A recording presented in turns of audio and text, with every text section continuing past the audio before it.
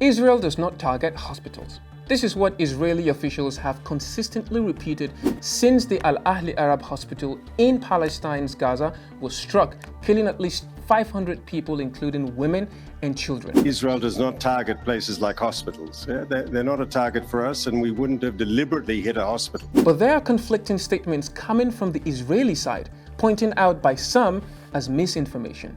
And this is not the first time it has happened. Here's a look. Between October 12 to 15, right before the Ahli Arab Hospital strike, the UN's Office for the Coordination of Human Affairs and Relief Web recorded 21 Israeli attacks targeting Palestinian health personnel that killed both civilians and UN staff. The UN's World Health Organization, on the other hand, has confirmed 136 attacks on healthcare workers in besieged Gaza between October 7 and 17. This could be a breach of international law according to the 1st and 4th Geneva Conventions, which states, hospitals and safety zones are intended to shelter the wounded, the sick, and civilians from the effect of conflicts and are meant to be far removed from military operations. Hanania Naftali, a member of Netanyahu's social media team, boasted immediately after the airstrike in a since deleted tweet on X that the Israeli army had bombed the hospital. He later took to X to blame Reuters for falsely stating Israel had struck the hospital. So, as Netanyahu's digital communication aide, shouldn't you first authenticate information before making such a public statement? In a similar maneuver, the State of Israel's official page posted a video on X, which it claimed proved the Palestinian Islamic Jihad armed group was responsible for the attack. The post was later edited and the video was deleted, as the timestamps didn't match the time of the attack, as per the Turkish Communications Directorate Center for Combating Disinformation. Later, an audio allegedly of Hamas was released on X by the Israeli army's official account.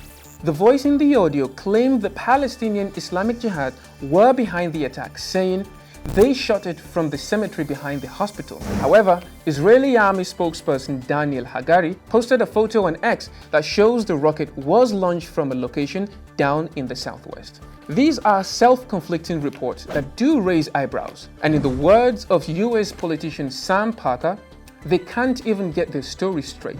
This has made a lot of people wonder, if Israel knew the exact locations where missiles were being fired from all along, why are innocent civilians and children being targeted instead?